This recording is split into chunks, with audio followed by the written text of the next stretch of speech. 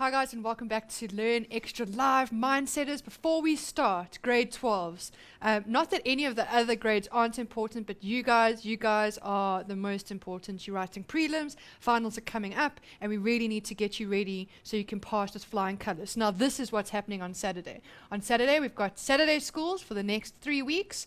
Now starting at 9 is maths, 10:30 is physical science, 12 o'clock is life science, 1:30 is our favorite subject of all, maths literacy, and then at 3 o'clock it is accounting, and 4:30 is geography, but accounting and geography are pre-recorded and the rest are live, so please make sure that you do join into those shows. It's really important. You need to be posting onto our Facebook page, asking questions, helping each other out, because don't forget, and I always say it, the only silly question is the question asked after the exams. Now is the time, guys. Let's go over those questions in prelims. Let's go over and get you ready for finals. What do you say, Peter? Peter's Well, I think nodding. one of the most exciting things about all that news you've said is this, that maths cores at 9 o'clock. Now, you folk don't need to worry about that. So you can sleep in a little bit on Saturday, which is phenomenal and ready for a good day's bit of work after that. So I think the next session for you will probably be about 10:30 if you do science Physical or science. physical science, okay, which I don't know if many of you would do. So you probably sleep in a little bit extra And do the wake life up for science. life science and then the maths lit. Exciting stuff. And guys, I said this earlier in the show and I'll say it again now as well. Please understand, we're here to help you.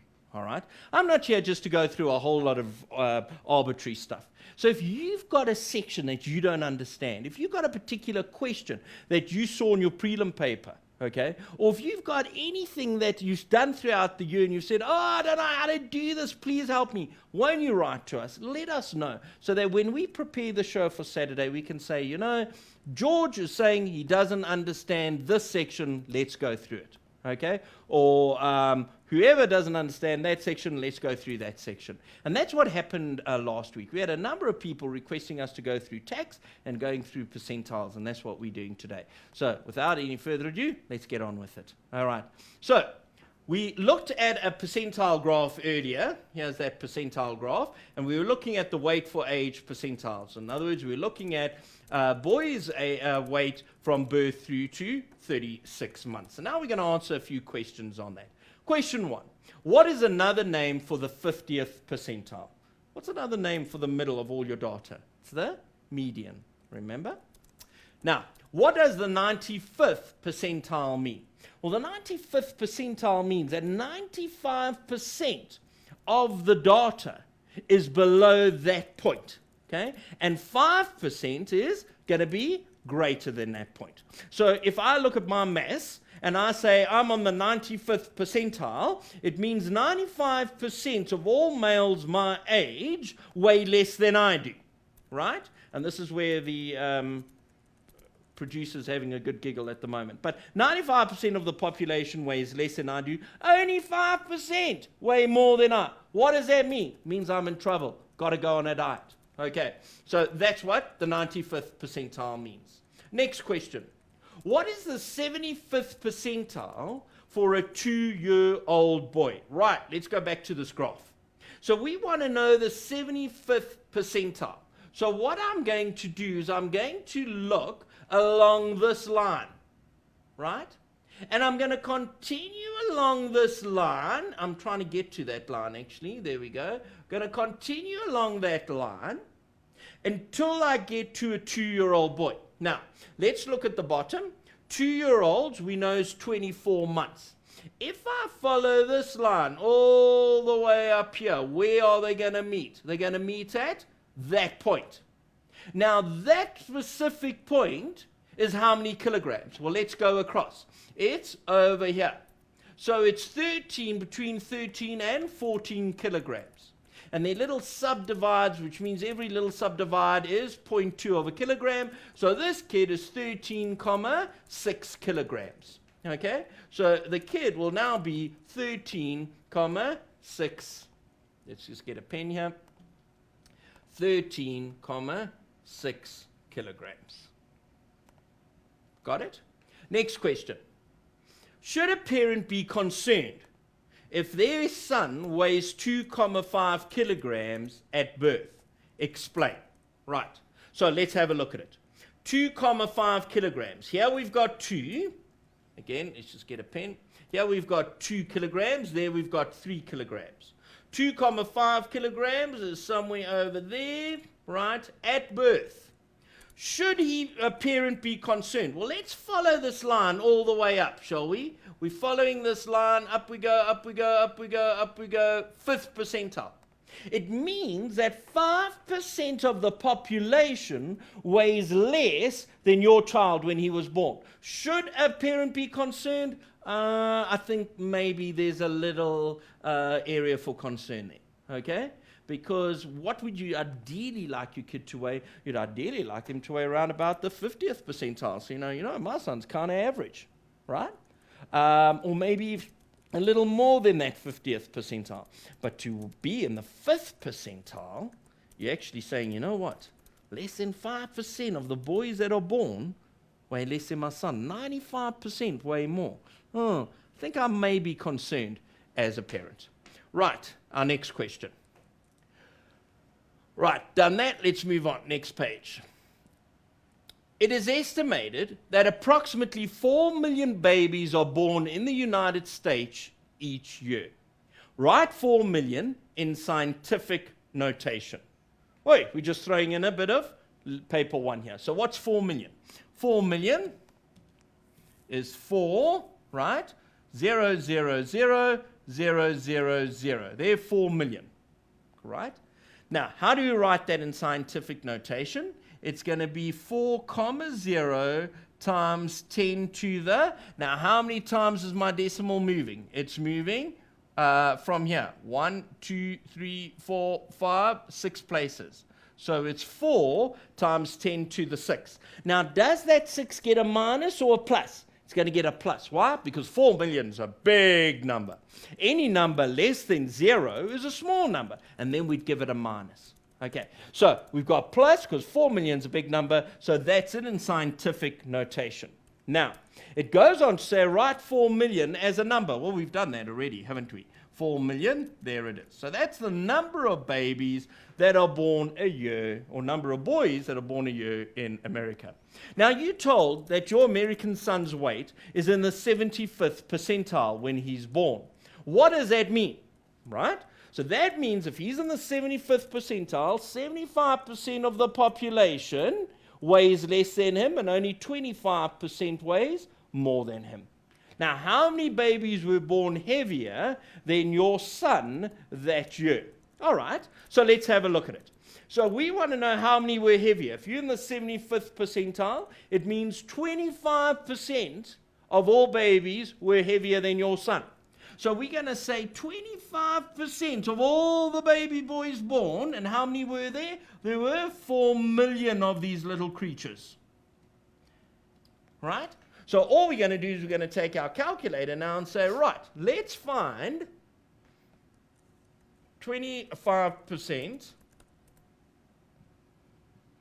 of 4 million. And our answer, 1 million. Okay. Now, I know you knew that already, but you know my philosophy, guys. Always use a calculator. It just makes life so much easier. Okay. 1 million. My next question. How many babies will be born lighter than your son that year? Well, there are two ways of doing this, isn't there? You know that 75% are born lighter. So you can say, well, let's find 75% of the 4 million babies. Or you could say, you know what, we know there were 4 million babies. We worked out that 1 million were heavier. So it must mean that there are approximately 3 million that are lighter than your son. Happy? Next one. What would be a good weight for your son at birth? Explain. Now, we said it might be kind of nice if your son is average weight. In other words, he's on the 50th percentile. So let's go back to our graph now and find the 50th percentile for newborn babies. I'm going to use green for this. So here's my 50th percentile, and let's follow this line all the way down until we get to birth. Boom, there it is. And if I go across here, I can see it's 3,246 kilograms. So my answer is, hold on, what did we say it was? It was 3,6 kilograms. So it's going to be 3,6 kilograms. Why is that a good weight? Because it's the 50th percentile. In other words, the average weight of all babies born in the USA, or all baby boys rather, born in the USA are 3,6 kilograms. We want our baby to be around about 3,6, so he's an average kind of kid. Got that? Next question. Compare and complete the following paragraph. And you know, because we're running out of time, I'm not going to do that question right now. Let's move on to our next question. In fact, I think what we've got to do is I might come back to this question, but I think we've got to start looking at tax. I agree. Right. I've got Lucia on the page going tax. Okay. So let's do that. So let's get there quickly, shall we? I'm just going to skip a few questions and get to our tax question. Right, here it is. Now, folk, there are different types of tax, okay? The two most common ones that you you should be aware of is, number one, VAT. And VAT is 14%. So when I go into a shop and I see a phenomenal shirt, okay, something like this purple one, and I see it and I say, gotta have that. And I know we've had lots of you saying, can't we get shirts like that? We want to wear them as well and everything. No, you can't. It's for us privileged few in the studio. Okay. However, these t-shirts are for sale, just saying. Oh, are they? They are. Sales at mindset.co.za. I shall put a post. They are 60 Rand each. But if you keep tuning, I'm sure in spring school we'll be giving away a couple. So maybe you can watch then and win, or you can order your own. It's a true story. Great, fantastic. So you can order your shirt. But let's say you see a shirt and it's like 60 Rand. You think, gotta have that, gotta have it. Okay? When you buy anything, you're gonna pay, or most things anyway, you're gonna pay an additional 14%, which we term or call VAT, right? Because our VAT means the government's gonna say, let's see the value of these goods. We're gonna add on 14% and we're gonna take that money. Okay? And the government do that to all luxury items. So things that they think, you know, you don't have to have that to live, but because you feel the necessity to, we're going to charge you a little fee. And that little fee is called VAT. And then we get personal income tax. And tax is the money that you have got to pay every single year if you are working. All right? So let's pretend now that I am working.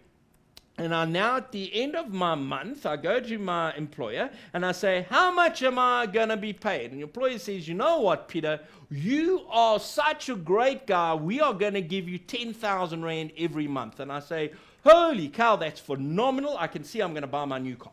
Okay? And at the end of the month, I go to the bank and I say, I want to draw out 10,000 Rand. And they say, you know, you actually don't have 10,000 Rand. I'm like, yes, I do. My boss said my salary is 10,000 Rand. Now, I know he's paid me, so give me 10,000 Rand. And the bank guy says, well, actually, there's only 8,300 Rand in your bank. And I go off to my boss and I say, what's going on? You told me I'm getting 10,000 Rand. And the boss says, yeah, you are. But unfortunately, we've got to give some of your money to the tax man, because the government needs that money for certain things in order to keep the country going. And so you need to pay this little fee, which we're going to call income tax, okay, to the government. Ish. So now my boss is paying me 10,000 Rand, but I'm actually not getting it. I'm actually only getting out, let's say, 8,300, because 1,700 is going off to this guy I don't even know called the tax man. Okay. Now, how do we calculate that tax? And that's what we're going to look at. Now, guys, when we look at tax, you get something called a tax table. And a tax table looks at your annual tax. And that's important to remember. We're not looking at monthly tax. We're looking at you're not looking at monthly income. We're looking at your annual income. So when you see this taxable income, and you see this from 1 to 112,500, it doesn't mean you're earning between 1 rand and 112,500 rand per month. It means that's what you're earning per year. And that's important, because otherwise you're going to make a huge mess up with your calculations. Okay? So that's my annual salary. Please remember that. We have so many matrics who at the end of the year, when they ask to calculate the tax, they take a monthly tax and say, oh, it fits in the first category. That must be it. Instead of multiplying a monthly salary by 12 to get a figure and then seeing where in this tax bracket I'm going to fit in. Okay? So let's say I earn round about 150,000 Rand a year. According to this tax table, and it is outdated because every year the tax tables are updated.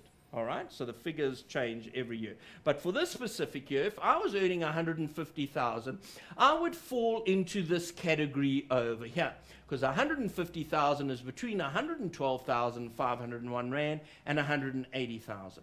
Now, what does that mean? That means I'm going to give the tax man every year 20,250 Rand.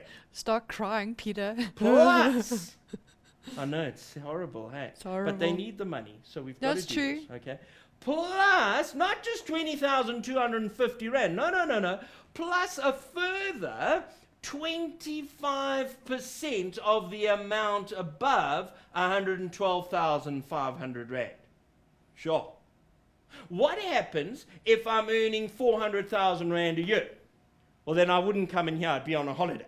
Okay, but if I was earning 400,000 Rand a year, where do I fit into the tax bracket? Well, 400,000 Rand fits into this category over here. It means that every year I'm going to give the tax man 93,125 Rand plus 38% of the amount of money above 350,000 Rand. Sure. Okay, so there seems to be quite a bit of maths involved with calculating tax. It's not just straightforward. But step number one, we've got to know which category we fit into. Now, let's say I said to you, I earn, let's make up a figure, how much per month? 15,000 Rand a month. Shall we do that? Okay. Yeah. So I earn 15,000 Rand a month. What tax bracket do I fit into? Now, the first thing I'm going to do is I'm just going to eliminate all this stuff here, otherwise we're going to get confused with all these lines. Okay, so if I told you I earn 15,000 Rand a month, please do not say, well, then you fall into this category. You don't. Because 15,000 Rand a month, my table is looking at your salary per year. So what I've got to do is I've got to find out how much I earn in a year. So what I would do is I would take out my calculator, hopefully, and I would say, right, I'm earning 15,000 Rand every month, times 12, I'm now earning 180,000 Rand a year, which means, folk, I'm falling into this category over here, okay, because 180,000 falls into that category, which means I'm going to pay 20,250 Rand a year, plus 25% of the amount above 112,500. Okay. Long as you know where you fit into the tax bracket, once you know which tax bracket, then we can calculate the tax. And that's exactly what we're going to do after the break. Okay, so that's exactly what we're going to do after the break. Claire says, hey, Learn Extra, I'm writing Math Lit prelim tomorrow and you've helped me a lot. Thank you. Go, Claire. We're wishing you the best of luck and all of the other matrics out there that are writing their maths prelim. So what we will be doing is we'll be taking a quick break and we'll see you now afterwards.